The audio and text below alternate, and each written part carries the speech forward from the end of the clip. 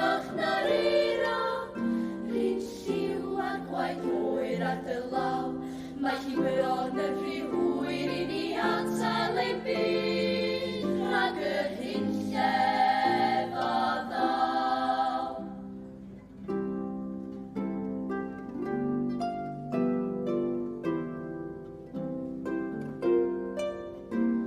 Os tyrodd yr heinen o son yn ddim ond gogor cron, ac os ydy'r cyrn o eifor i'n diflannu yn sŵn y gôn, os ydy'r awr olaf o'n blaenau, os ydy hi bron yn rhy hwyr, camlwyddi dros fory'n blaned, rhag iddi hi farw yn llwyr.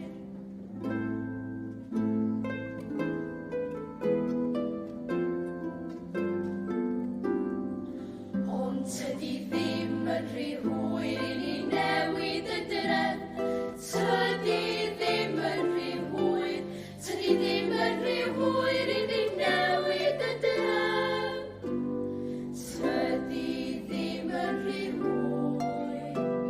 Mae gobaith yn cynnau drwy'r galon, mae coel ceth yn cynnau drwy'r gwaith, a lliwiau hyn blaen.